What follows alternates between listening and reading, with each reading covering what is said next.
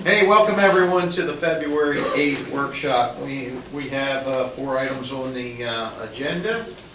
Hopefully we can get through them fairly quickly. The first up, I'd like to invite down Dave and Brock in regards to Patriots Landing water and sewer fees. You want to come down and talk to us here a little bit? Introduce yourself to the board. I've met both of you, but I don't believe have a seat there and tell us what you're asking for. Yeah, absolutely. Well, thank you for taking the time to meet with us. My name is Brock Armour. I'm with our land acquisition team with NBR and Ryan Homes. I'm working alongside David Subzak, who is the developer for the parcel of land that we're here talking about today. Sir, I apologize for interrupting. Could you pull the mic, please? Oh, great. Thank you. Perfect. So I think this has been you sent to me my email, and the whole board has a little packet here in front of them in what you're requesting. I had met with, I think I spoke to Jackie. Yeah, that's right. Cummings, who's with Ryan Homes also, and she was telling me a little bit about how the major facility fees, with everything else that is going on, has impacted construction. And then I responded back to her, well, you got to sell us, you got to make a presentation to us, tell us what your thinking is, tell us what's going on, and we'd like to hear it, and then we'll come up with some suggestions. So the floor is yours. Very good, thank you. Our main goal in Cecil County, not just Elkton, but Cecil County, started with county executive asking about single family versus multifamily versus townhome. And 2 or 3 years ago when we had met, I had told her the economics really are tough even for the townhome product. With the price point in the market, especially where we're physically located here, because we're dealing with Delaware, with cheap taxes. We're dealing with commute time to Baltimore, versus Harford County. And historically, it's been a slower take here. Now you have a lot of economic growth going on within the county, changing the whole face of it. But her big drive was single family residences, family life, not perpetual rental properties and whatnot. Something else to be, that's going to be our goal, is to build single family house communities. And I had purchased the Patriots Landing subdivision, which was a couple of different properties that were 3 different owners that were fighting each other, and it fell apart back when the real estate market crashed the first time.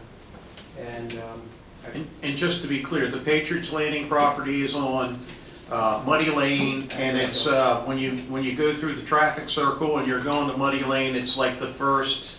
You got a couple houses on the right, and then it's the very next open area. It's actually the first house is part of it on the right when you go through the circle of Muddy Lane. Okay. You cross coming from town, you cross Red Hill. Okay. And there's a home that sits on the corner. That's one of the properties. Comprises of 60 acres roughly, total. And we have designed. And Dave, I'm going to keep interrupting, and I apologize. How many years has this been annexed into the town? Anyone have any idea how long it's been? 2002? Am I about right? Is that about right? Was this the land originally that was by Morris Wolf and Jim Wolf? And I think Jim Wolf was involved in that. so this would have been probably 2000. I wasn't involved in it when I had hair. So it would have been 2004 maybe. Maybe it was annexed around 2004. Okay. It's been quite a long time. Okay, thank you. We resurrected that. We redesigned the community's 100 single-family homes. In the last 2 years, as we've been going through design and study and engineering work, which has been submitted, and we're actually probably fairly close to getting final approval on, a lot has changed in our court, in the world, not in our court, but in everyone's, especially the home building industry has been really bad. And especially in the last year, and we put together some numbers just to show what kind of trouble we're in to make this financially successful, to make it palatable to even do. And the biggest impact really is that the interest rate has doubled, and that on a per lot basis, just I develop the land and I get all the infrastructure and stormwater roads, all that in place. Ryan Homes builds the house and sells the house. And so we kind of split it up into two parts here, so you can see what each one of us are faced with. And these are real numbers. We wouldn't be here asking if we did not need help to make this go. It's really in trouble. But just from the development standpoint, two major factors have happened to us. The interest rate, which is our cost of carry for the job, has went up $6,800 per parcel for this job, just in 12 months. And the second thing that's happened is, and it's mainly related to storm water systems and storm piping. Concrete pipe has just went off the charts in the last 12 months. $10,000 per home more than when we started. And when we originally purchased this property, we worked from a financial pro forma, of course, and the numbers were fine. Everything worked perfectly. And that's been on our side from the development, that these are real numbers, and it kills the job. At this point, those numbers alone would be stopped. It's not bankable at this moment. Our bank will not underwrite this job at where it stands, which is about a break even right now. We're committed to single family, but we need help. We really do. We a couple of years back when the town had temporarily relieved the impact fees, there was no inventory coming on board. There was no developments coming. I think only 3 or 4 homes in the entire town took advantage of that. They were just single build type of units. So we're here to ask. We're really cutting everything we can. Ryan Homes will speak for what they're doing. They're doing the same. We'd like the town to help us and partner in with this, and we're all kind of taking a haircut, so to speak. It's really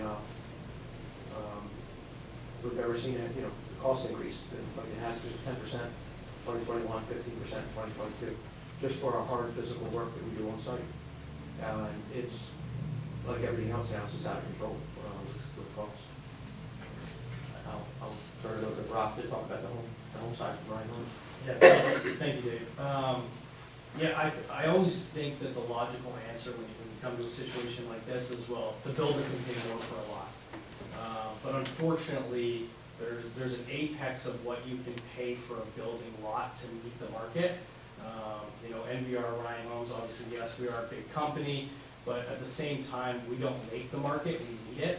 So what we've had to do in some of the documents that you're going to see here is I did a quarter by quarter over the year of 2022, and you'll see from quarter 1 to quarter 4 that prospective buyers' payment is up over $1,000 a month.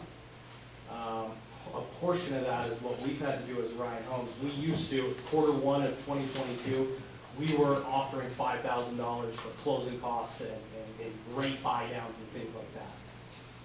Towards the end of last year, we were upwards of $17,000 plus to enable that customer to purchase down rates, lower their cash to close, and really to get a hold of what that monthly payment is going to be at the end of the day. Just like Mr. Subzak was explaining with his costs on the side of building the horizontal infrastructure, our vertical infrastructure, we've gone up roughly 14 to 15% in all of our building costs. And that's really what's coming down to the core issue. Obviously, Mr. Subzak and I work on multiple projects, and if we felt like we could pay a substantial increase to the lot price, we certainly could. But we are in between a rock and a hard place where the market in this area is set.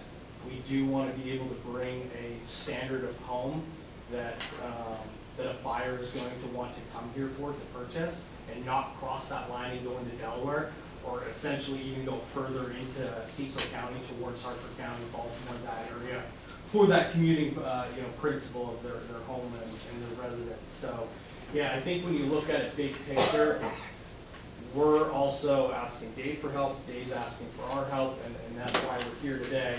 But I think a big piece of this is when you look at the actual prospective buyers and how we draw them into purchase here in the town of Elkton, their monthly payments are up 42% from last January. And I think when you look at this as a global scale, if we want this project to be bankable, financeable, and really a success, and for us to get single-family rooftops in this area, this is where we're here, and we're asking for that help. Mm-hmm. And that's really what kind of encompasses, obviously, why we're here today. Brock, what is the value of these houses you're looking? What's the selling price you're looking at finalizing here? What is the market that you're looking at?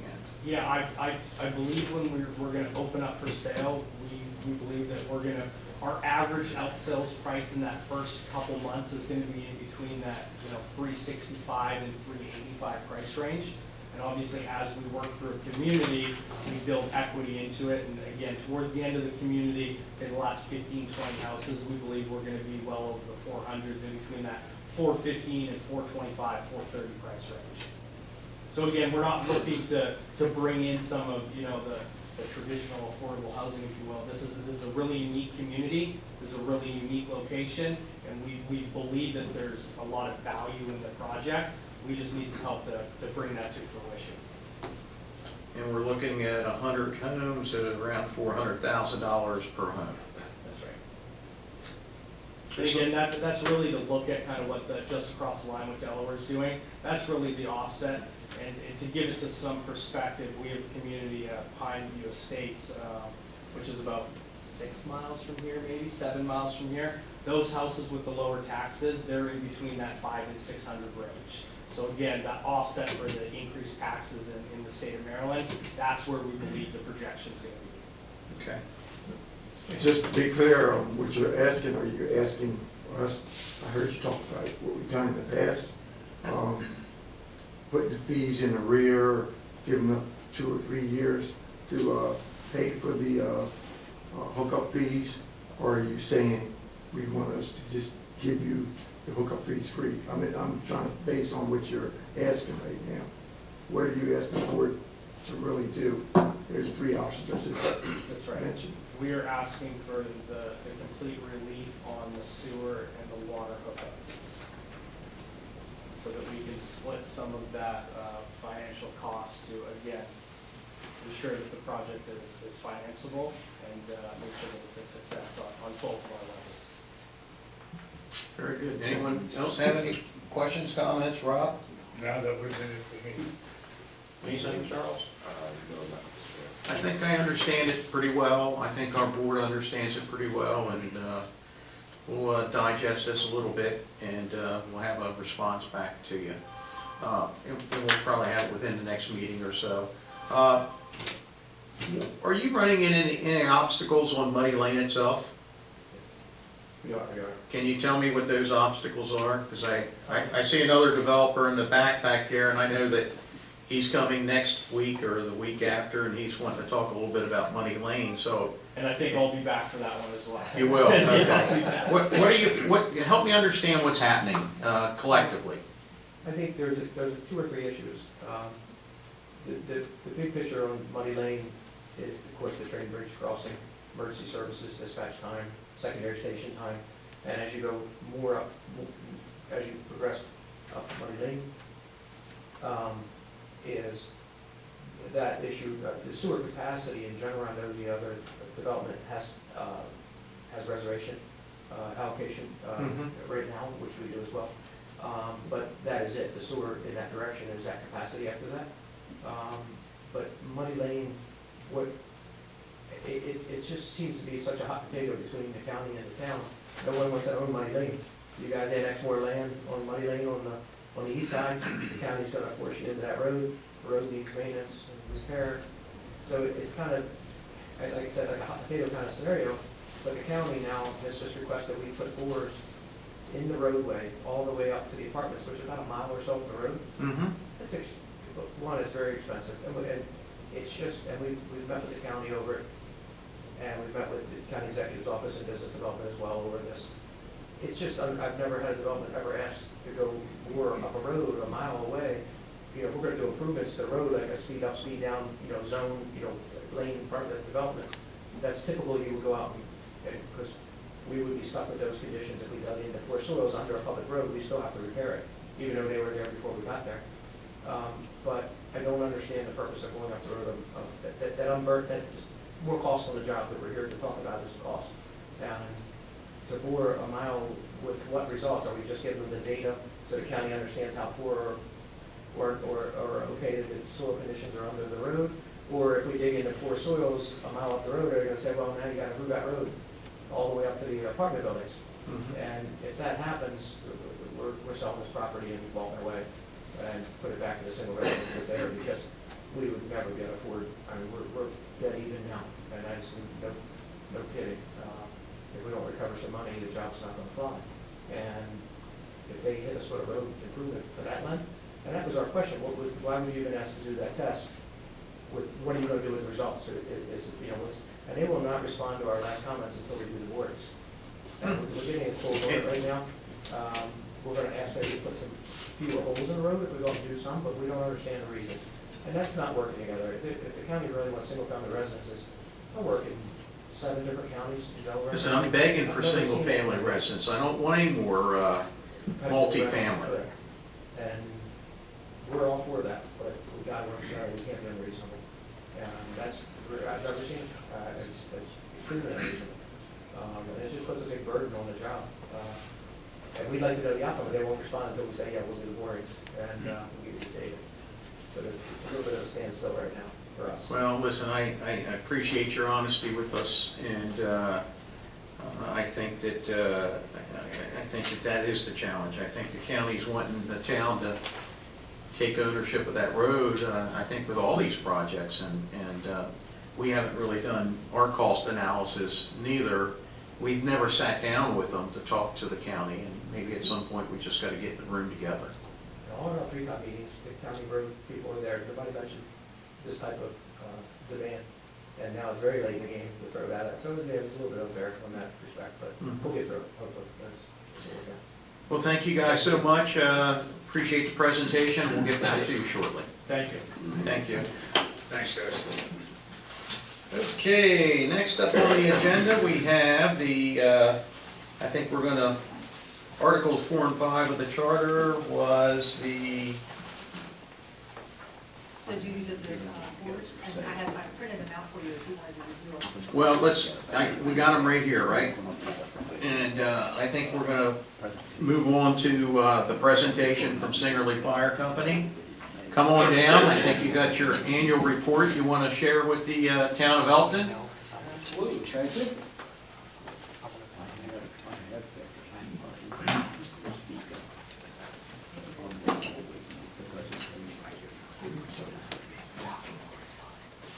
Thank you, thank you, thank you.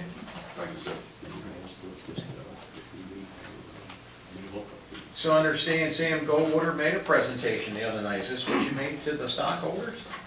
No, sir. Oh, okay. Lots of presentations. All right. Rob Muller, you're on. All right, so those that may not be familiar, my name is Robert Muller. I'm the first vice president of Singerly Fire Company, and EMS captain.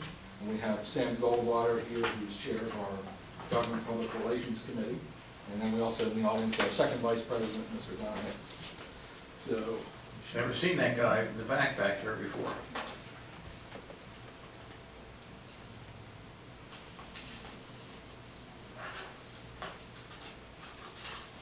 Might be the last person I see. That's right. Or you might be the last person that views me.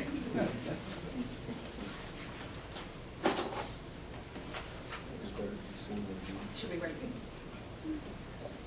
Trying to sell me a bourbon. Gotta reset That's this the last Zoom. thing I'll need. That's right, it is.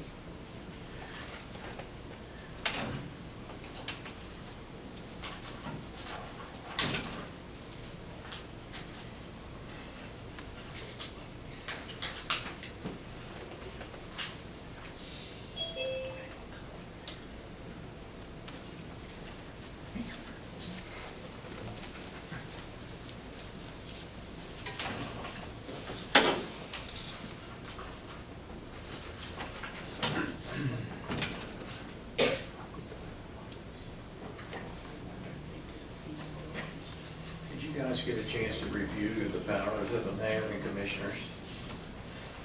I went through it a little bit. Got the best for me, seemed like all this is that I can scan through. Yeah, I think a lot of it could be really narrowed down. There's a lot of old information on here. A lot of it from, A lot of it does pertain to building zoning where it's called out as the commissioners, but after that came building zoning and so forth. Also the info about the overseeing the elections. yeah. Paula and I will get together and write Can- candidacy information. I don't think there needs to be all these, there's like powers and duties. Yes. I mean, you have the power to quarantine people at home. I think a lot of that just needs to be wiped out, right? And it's vital information, but it's very wordy as well. It is. Work with John on this, that'd be great. Rob, I'm sorry. No, you're fine. All right, so this is our first annual report in a couple decades. But as we've said before in our meetings here, we want to engage and keep you informed and aware of who we are as your fire department. So a lot of things that were accomplished in 2022. So we'll cover operationally things that we accomplished, administrative, some of the challenges that we're looking at and where we're looking to go at least within the next year or two. We'll start off with the administrative updates. So one of the things that we did accomplish this year, we went together with the Cecil County Firemen's Association and went to the county council and the county administration and proposed a rescue billing legislation. And the purpose of this legislation would allow all the fire companies in the county to bill auto insurance carriers for something that's already included in people's policies. But the carriers, well, they just pocketed the money because they weren't spending it. But the goal was a passive revenue stream that didn't mean any additional burden on taxpayers, no new tax, nothing like that. So with their cooperation, that was passed and officially went into effect on October 3rd last year. So for those that are familiar with insurance, that goes to your collision liability. It doesn't go against the PIP or what people think about injury and that type of thing. So we were successful in doing that, which gives us access to a little bit more funding. Engagement with stakeholders and partners. I know you guys have experienced our additional engagement over the past few years, but we're doing it across the board with everyone. We are your fire company. You should know it's not just in an emergency, and hopefully you never meet an emergency situation. But that includes the other services that we offer, our outreach and other things that we'll touch base on here. Also looking for additional funding. We've tried to give a lot of education about where we are, what our challenges and expenses are and what our needs are. That includes what you guys were generous with the first round of ARPA funds earlier this year, going to some equipment purchases. One of those equipment purchases is outside, so they would like to see it later. It is here for you to look at. Additional grants, just like anybody else, we're looking for grants for one-time purchases to try to address an issue or a problem, so that's constantly ongoing. And loans, just like anybody else, we're pulling all the levers to be successful. And that includes getting low-interest loans that are available to us through the state for fire departments for apparatus purchase. What type of grants are available to you if you haven't received any, and that's not always a given, but you do go after them? Yeah, we pursue, there's probably anywhere 12 to 20 grants a year that we apply for. There are federal grants like the Assistance to Firefighters Grant. There are safer grants that support staffing and recruitment and that type of thing that we've applied for every year. But in comparison to other departments across the country, ours is in a lot better shape than some, but not the best shape. So as you're looking at those loans, it's constant, whether it's equipment, BGE grants, or across the spectrum. So there are service grants, organizational grants, and government grants that we seek and apply for. How many of those grants are you successful in getting? So the smaller ones, for example, like Walmart, some of the other commercial businesses that are local that provide different types of stipend funding. The BG grant, usually around $8,000. We usually approach that for things like rescue tools and help that process. So we're successful at a number of grants each year to try to tackle different projects. Dollar value amount varies, but most of the smaller ones that we do get range between $1,000 to maybe $8,000 or $10,000, including the county BLT grant. We do apply for that for different projects as well. So community outreach, So our fire prevention program, we visit the 7 public schools in the county, or sorry, not in the town and the area, the 4 private schools, and at least 5 daycares, okay, every year, not just for Fire Prevention Week, but throughout the year. We have a lot of different educational programs, careers on wheels, things like that. But we reach over 4,500 children between pre-K and 5th grade every year. We participate in a number of events, including the Elkton Parks and Recreation Summer Camp. We did 3 presentations this year for them. The Back to School Jam, as well as a number of events. Collinsworth Manor always has a back to school event. We love going out there and playing kickball events with Elkton Police Department and their officers. It's really a good time. A lot of good stories from there. Supporting other town functions, Halloween parades. Everybody loves a good parade and engaging. This year we tried our first trunk or treat event. It was free to the community. We had an overwhelming response. I believe the total head count was somewhere between 150 to 200 people. We were not expecting that many, but it was a large turnout. So we were very thankful for that. Smoke alarm distribution program. So whether you knew it or not, we provide free smoke alarms for residents. So the Elkton community, someone needs a smoke alarm, they're supposed to be replaced frequently. Every 7 years now, you can no longer change the battery, it has to be self-enclosed. So we give those free to residents. All they have to do is reach out to us and we'll take care of it. And we install it. Yep.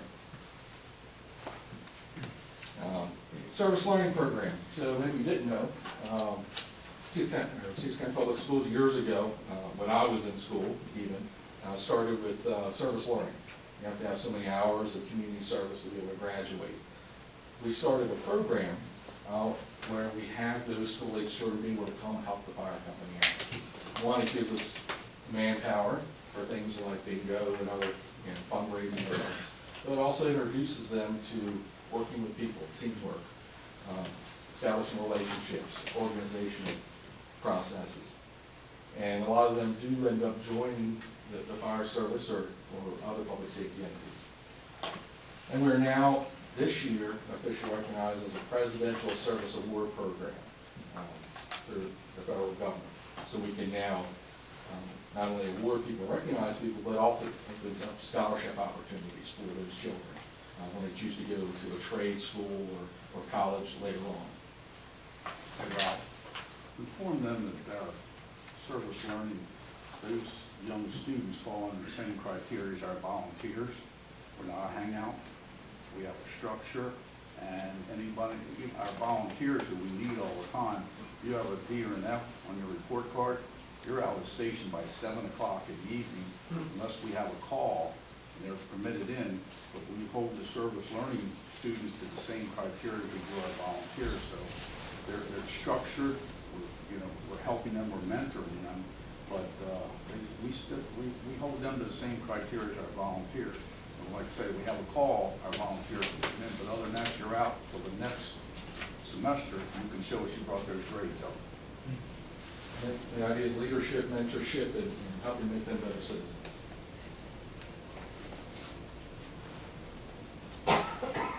And now shifts to operational updates. What do we do operations-wise this year? So first breaking down the data.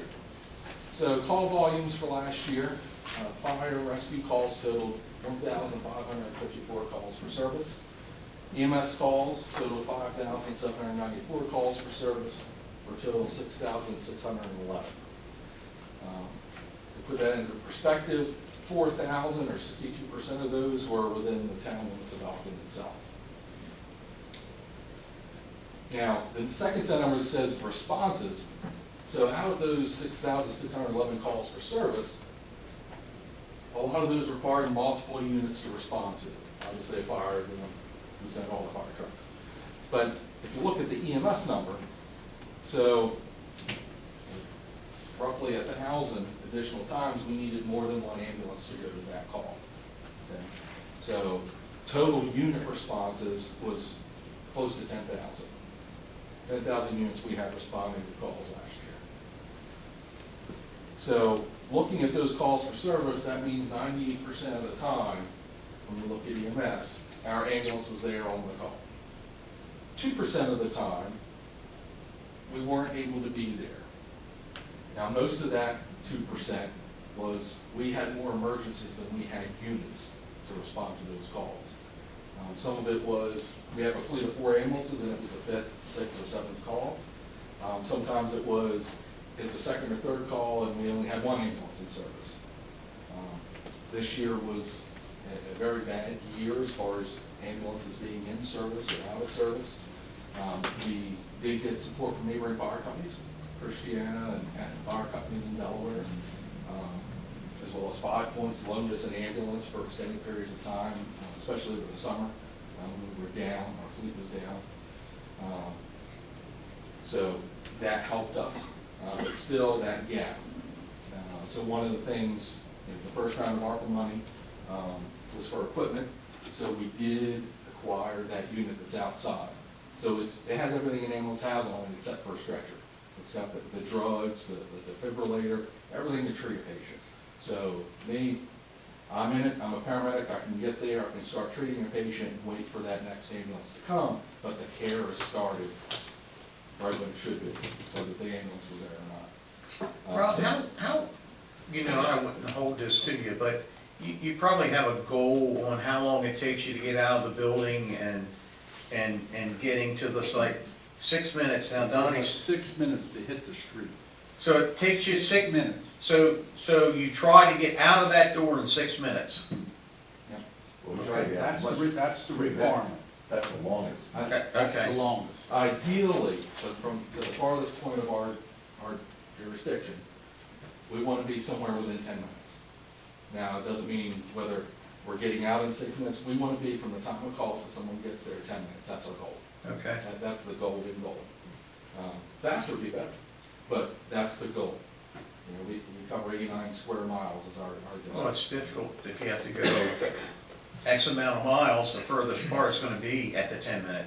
We got crews sleeping in the station, so that 6 minute mark was what they hold the volunteers to, and in most cases.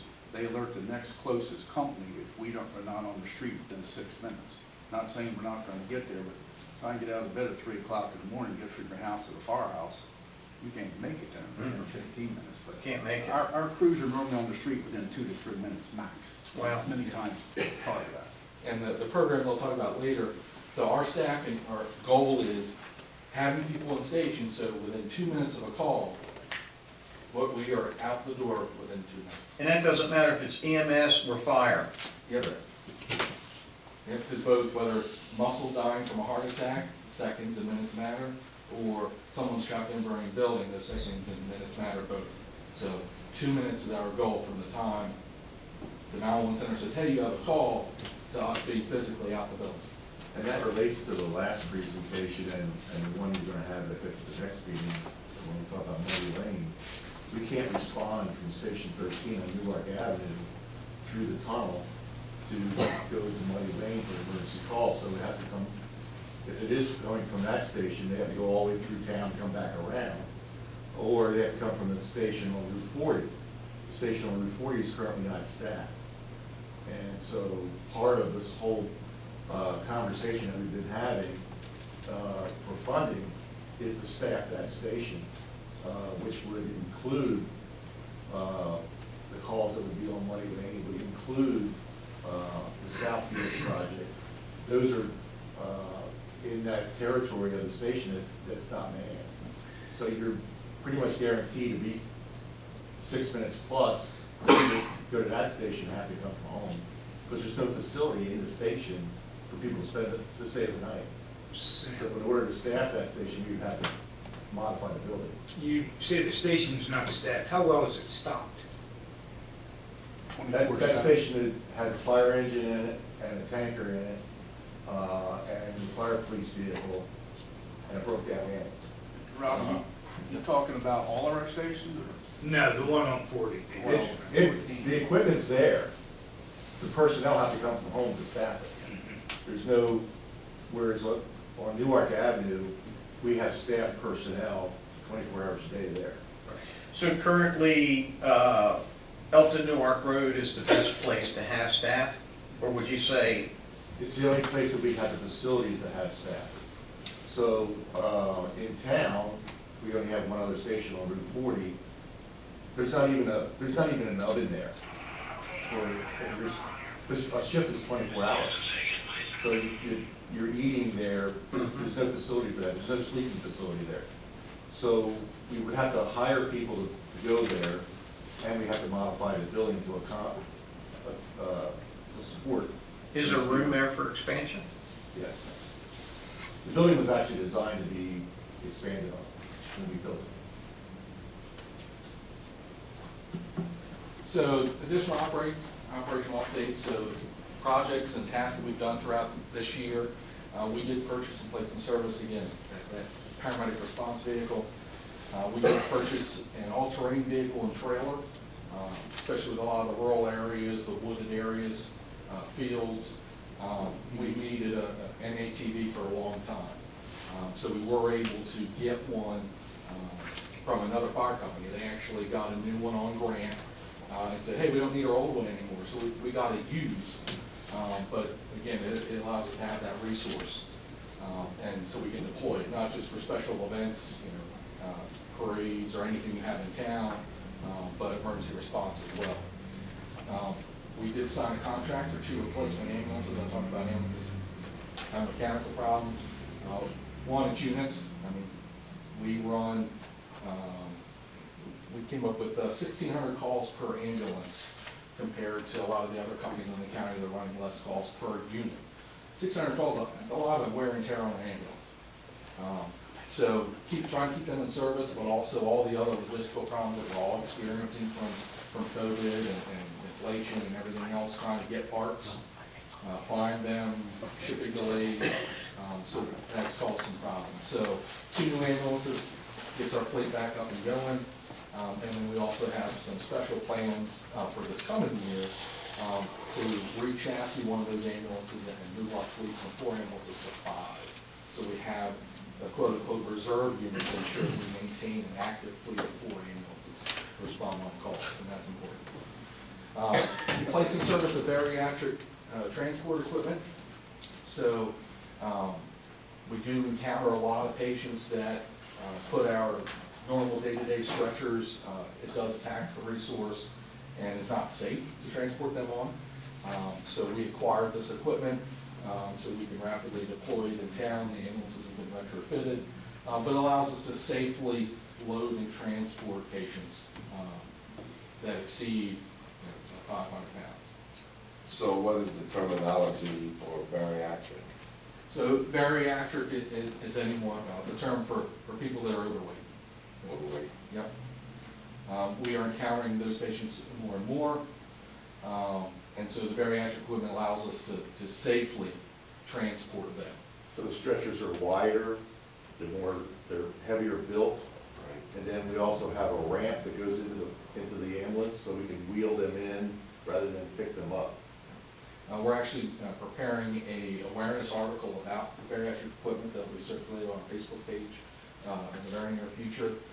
But it is a lot of equipment, it's a winch, it's a whole process, but the idea is it's safe, not only for the patient, but for us trying to lift the patient.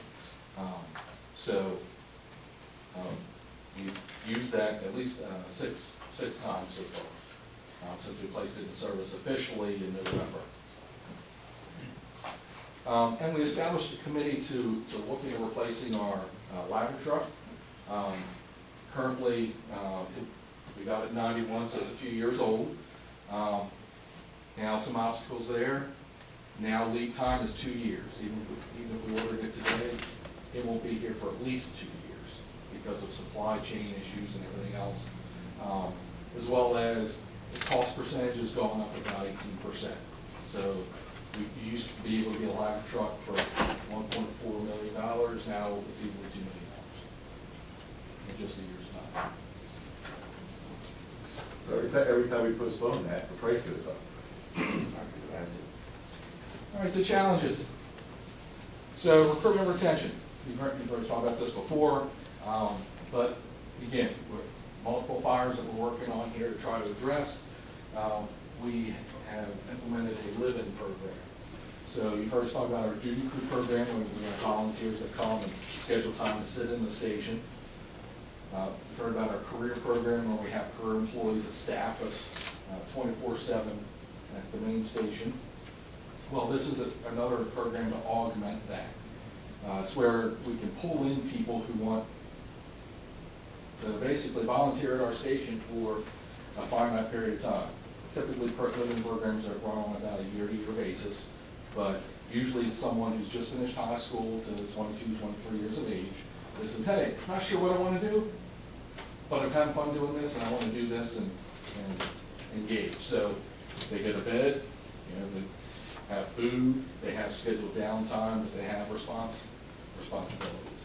So again, another piece of the puzzle to augment all of our other programs to ensure that we meet that 2-minute, our imposed 2-minute out the door goal.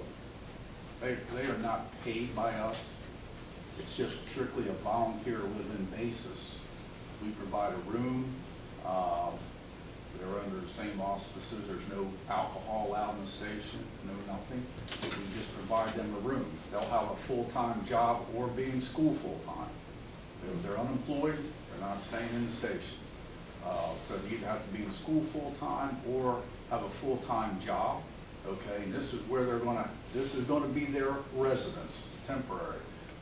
Where it could be permanent. I mean, they're permitted to live there. We don't supply them with meals. Their food's on their own and so forth. We're providing them a place to stay so we can get their apparatus out the door. So we hope it's gonna work.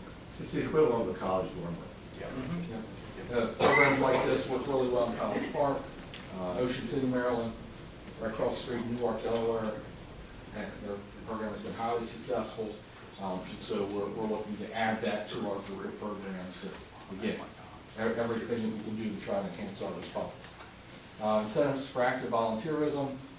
So we're looking at all the opportunities, the tax credit, the town of Elkton, it's $100 for active property owners within town limits. Okay, we're looking at all those things and ensuring that members know that they exist and how to go about them. Funding. So our goal this past year has been to try to establish additional funding sources. We talked about the rescue building, which we budgeted, we're projecting $35,000 extra dollars in income. Something, it's not everything. But looking at those streams to sustain the programs themselves. We've approached you guys. The ARPA first round was wonderful. Our application was in for the second round of ARPA. That, pending approval, if that gets approved, that's going to go for those 2 ambulances and a re-chassis to get the fleet up to snuff and get us 5 ambulances and maintain an active fleet of 4 on the street. And of course, the town appropriation formula change. How will we continue to further that conversation? Because again, grants are great, but they're just incremental things to help. We need those revenue streams to know that we've got the money and can manage and grow, ensuring we have staffing out at Station 3 and at Station 13. So how has your, when you send the envelopes out for donations from people living in the area, how has that been, up or down? So we made a change a few years ago. We actually outsourced that now. We used to do it in-house. Okay.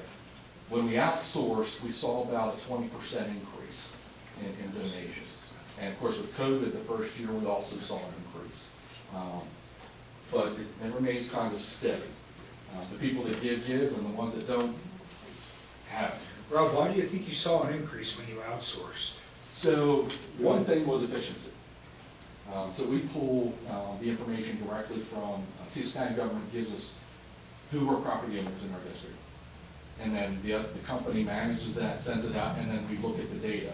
Okay, who's donated, who has not donated, and we made it a little bit more efficient. We also went to 2 mailers a year, or 1 mailer a year. I noticed. The other area that we do struggle with, that we're trying to get more engagement with, we've been talking to County Chamber of Commerce, our goal is to work more with the Elkton Alliance, but only 10 to 12% of businesses donate to the project. 10 to 12%. So we need to find and have that conversation of how we can improve that process. You know, is it lost in someone's office, the right person didn't get, you know, the fund drive letter?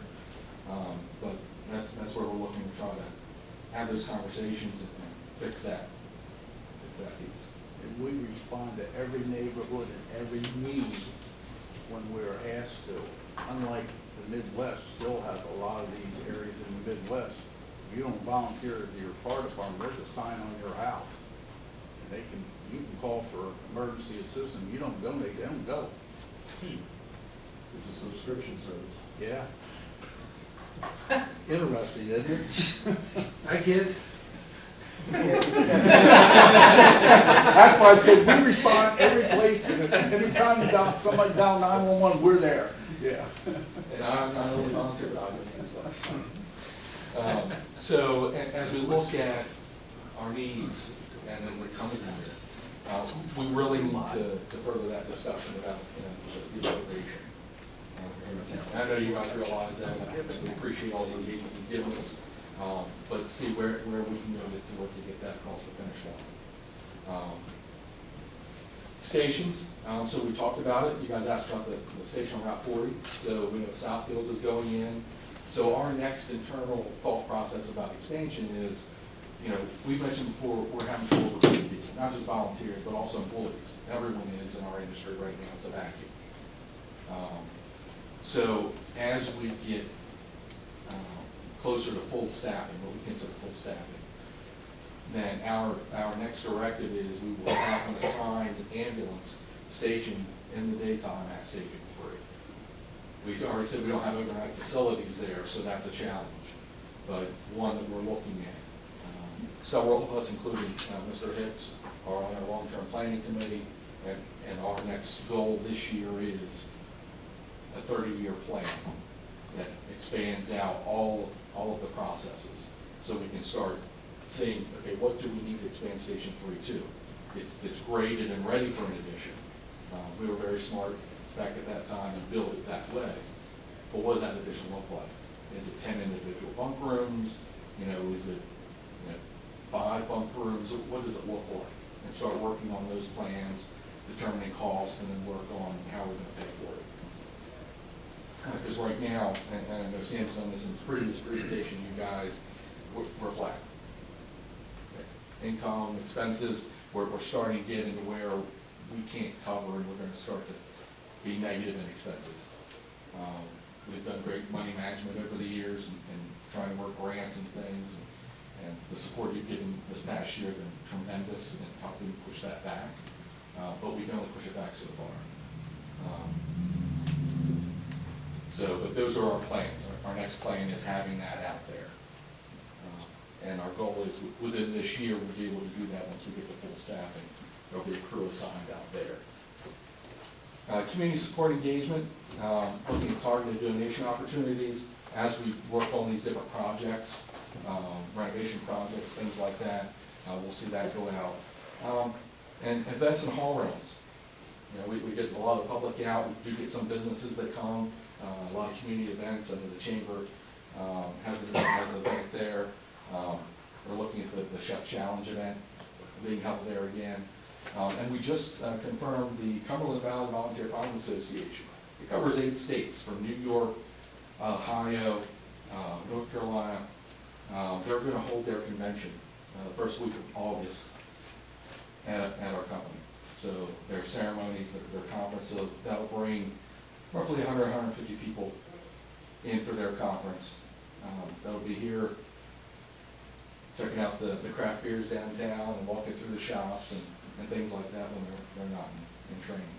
So, you know, we have those available for anything that you might want to do, or any event you might want to hold.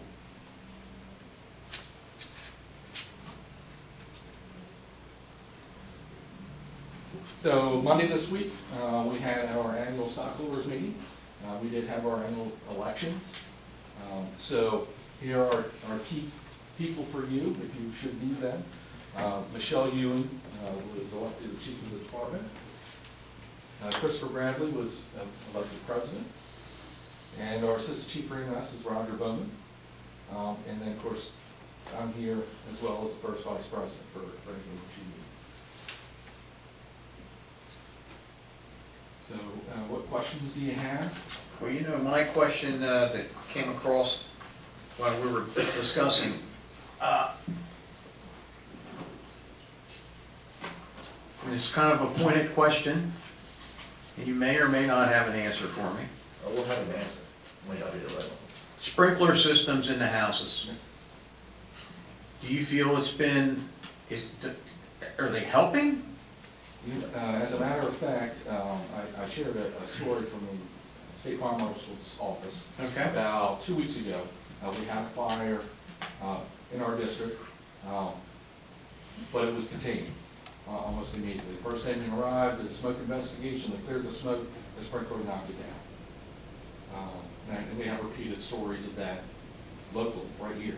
Okay. Of how successful and important they are at reducing property loss as well as protecting life. Well, but you answered my question. As response becomes more challenging over time, the sprinkler is going to be even more important. And those departments around the country that are literally going out of business, where their response time could be 10, 20, 30 minutes before they get out the door, if they get out at all. The only thing that's checking that fire is the sprinkler system. So my understanding is the town of Elkton is one of the few areas in the county that have required sprinkler It's a systems. state law now. It's a state law, so even the new houses in the county are being Yes. very good. But guess we're being looked at different from the insurance companies, part of you, because they have to worry about the damages and all that other stuff. But I know I've had conversations with several residents about sprinkler systems, and when we were first put them in, there was 50-50 about what was needed and what wasn't, what was right and what was wrong. I know life is more important than any kind of structure, but have you heard that about the insurance companies? Unfortunately, Hollywood, when you see in the movies and on TV, when the sprinkler system goes off, all the heads go off. That's not how it works in real life. If there was a fire where Mayor Alt is sitting, only that head above his head would activate. Is there a lead in there that melts? Is that how that? There's different designs. Some have lead in them, some have a glass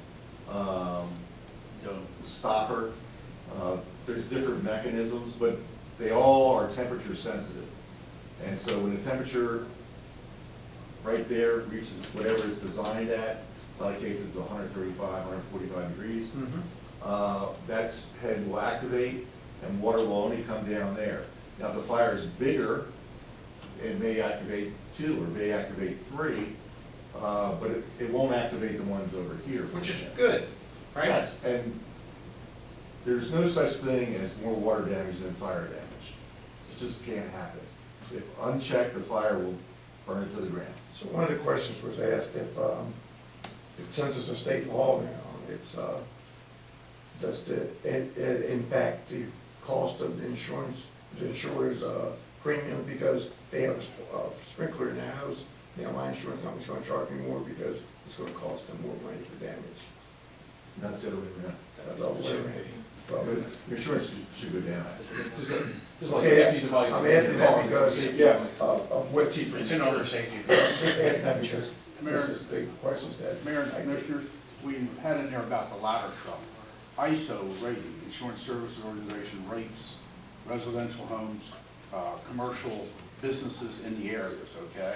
Our ISO rating is going down, which is best for the community. There's only one other company in the state of Maryland has, correct me if I'm wrong, Sam, has the same ISO rating as we do. I mean, it's We're the top 12% of all fire departments in the United States, our ISO rating. which determines how much you pay for your insurance, more so than anything else involving your insurance. And Different companies have different formulas, but they all use that number somewhere in their formula. And we went from a 6 to a 3. And a large portion of that is the town's water supply. And so we'll be working with the town ongoing, because we want to get it from a 3 to a 2. And a big chunk of that has to do with the water supply and Apparatus. and fire apparatus and response times Response and all those time. things that go into the evaluation. But for example, right now, the ladder truck that we have is too old to be counted. So we get no credit for that ladder truck, and we're required to have 2, an active one and a backup. We just changed the way we design our fire trucks, where on the first alarm, we were required to have 3. Now we're required to have 2 per station. The reason is we went from 1,500 gallon minute pumps to 2,000 gallon minute pumps. In order to get to their minimum requirement for the town of Elkton, is 3,500 gallons a minute. Before we had to have 3 to get to that number. Now, because we have bigger pumps, we can deal with 2 fire trucks. So we're constantly trying to upgrade that, which lowers your insurance costs. I think you mentioned to me before, Sam, that you went out onto a fire and there was a certain thread that was different on one of our hydrants. Yeah, we still have. Are you guys doing an audit for us? I mean, Actually, that comes under the water department. We used to do that, we used to test your hydrants yeah, at least once a year. We would find pipe thread as opposed to national standard, okay?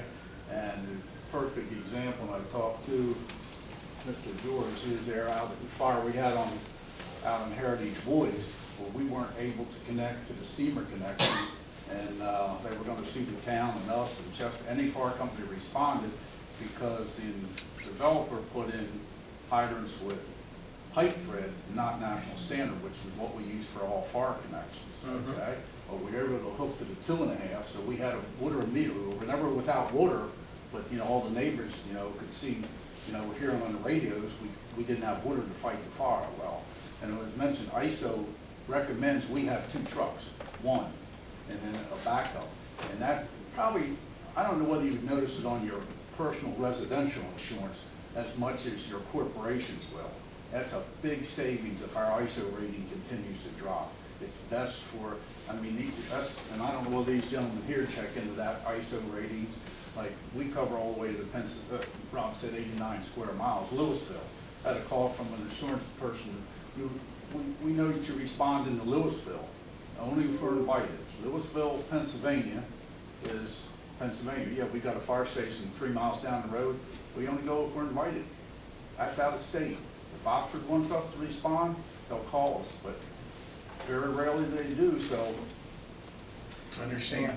And what you were talking on here, so years back, the actual town of Elkton, their employees went out and test load all the hydrants. They even painted the caps to the appropriate flow rate and numbered them. And that was amazing, that record keeping and what they put together, because then all we had to do was hand that over to ISO and say, hey, look, here are all of our hydrants, what they're rated at, and here the town went out and tested them here and verified it each of the last 5 years, and that helped us bump our ISO rating. So if we can maintain that partnership, ideally twice, but even if we just do it once a year, that's a step to a better ISO rating. Well, I think that we need some education to make sure that there's no national pipe threads on there compared to, right? Because Yeah, it the becomes hydrant- shot to me. The hydrant at the corner of Newark Avenue and 213, right there at Enzo's, has Wilmington standard thread on it, which again is the wrong standard. The good news is we actually have an adapter for that because the town of Elkton 100 years ago was all Wilmington standard thread. So there's some of those still floating around the system. Well, these are the things we need to communicate with each other, and we'll get them replaced, right? Yeah. That's what we'll do. Now, there was also a fire at the travel, The TA TA Travel Yes. Center. and Wayne Tome had called me and he said, hey, listen, there's no hydrants through here. And I said to him, well, it's not the town. It's not, it's not the town of Elkton, but these are things that, The closest hydrant is on the other side, on the Gore side. West side of 279, that we could have laid to them, but we didn't have enough fire police to shut down You would have to shut east down and westbound lanes 279 of 279, so. I'm just shocked that they ever allowed that travel center to even open without hydrants. I mean, I was just, but once again, it wasn't under our arm, but if there's things like that that we can help with, we're happy to get whoever involved in to help. Because it would have, I mean, that was some blaze. Maybe you could twist the county's arm. I think we all need to sit in the room with the county and the whole group of us and talk about EMS, fire, everything globally, not so much each municipality. Water comes from the Meadowview utility system, which the county owns now, to the Gore plants on Airport Road. Hydrants on the west side of 279.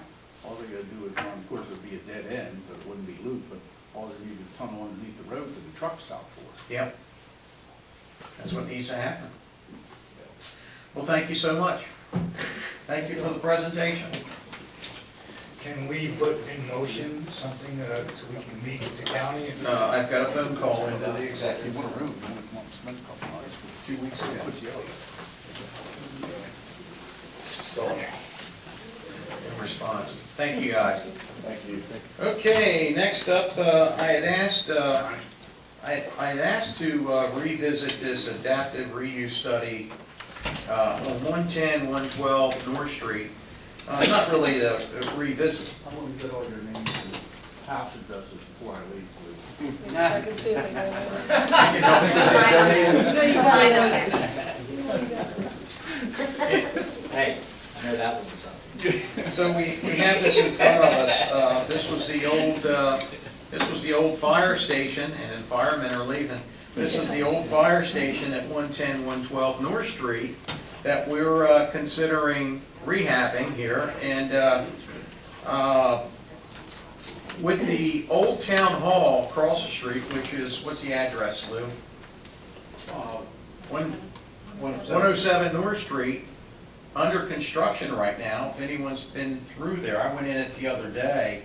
It's completely wide open. There's a beautiful stage in the rear. They're gonna put like a cocktail bar on the one side, and it's gonna be Elkton's Music Center, and it's gonna be able to attract folks that's going from DC to Philadelphia, or Philadelphia to DC, those off nights. There's gonna be a tremendous amount of need to have these pop-up spaces like we talked about initially. So I wanted to get this back in front of the board again to take a look at. There was a engineering estimate done to do it like we gave Gene some direction. What we wanted to see was the kind of like the restaurant scenario, more so than apartment living.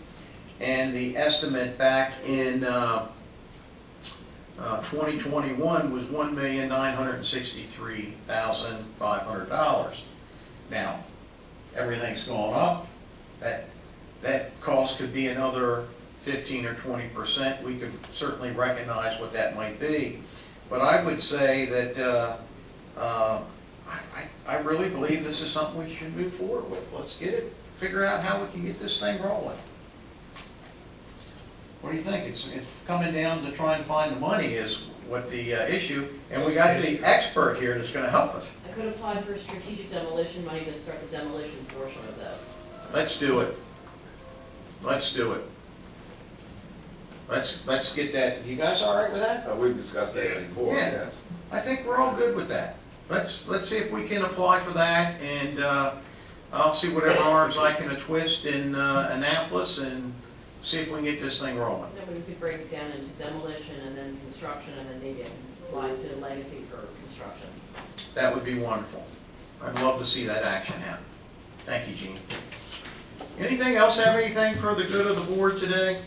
While we're moving forward. Yes. While Earl is What's wrong moving with the forward. firehouse? I mean, not firehouse. The armory. I'd like to see something being done. I don't know where we're at. Well, The armory, we had a company do an evaluation on removal of the asbestos and paint and just the drill hall and the 2 bathrooms, and it was over $300,000. But we don't know if we did that, how much more it would cost to do renovations in the building for large events, which would be, exceed that amount, so I'm not sure how you're gonna pay for it. I would say, I think you mentioned that there's some grants out there available to us. I discussed the lead paint abatement, removal and repainting of the drill hall with Bill Hirsch from BHCD, and he recommended that we apply to the legacy program, community legacy for that. And I would agree with that. Let's move forward with applying for that and That's take one just step at a the- time. It's just the lead paint. I understand there's a couple questions regarding the restroom facilities being adequate, but we can work through that. And I think you mentioned they did the other armories through this They've done, program, so, Legacy has funded a number of armories, Bel Air and another one. so that's good news. It is. Anything else for the good of the town? Yes, go ahead. Just had a question about, so I've been having meetings with the state regarding the possible location of a train station. Yes. And, of course, the area that we narrowed down, I think I forwarded you the minutes from the meeting, was between the Bridge Street Bridge and the North Street Bridge, where the current, near where the current train station is now. So they're looking at the properties on both sides of the railroad for access, and from what I understand, there may be a possibility of property coming available. There's an acre and a half, 2 acres, right behind Cecil Auto Parts. And that was the area they were actually looking for the train, to locate the train station. So that's available now, and I know that the hospital's looking at liquidating that. Okay, is there someone that I can communicate with regarding that? Yeah, it's, what is Mr. Brown's? Is it Brown, or is it, The facilities manager, right? Because I think he called me about a canine facility. I have it here, I got his, Facilities at the hospital? Darren Brown. It's Darren Brown who's, You're in front, so Darren Brown's in charge of that. you know what I'm saying, it's very simple. Yes, Yeah, if you send me his contact information, I can then let him know what's happening with the train I station. will. I'll send that over to you. Anything else? Meeting adjourned. Thank you, guys.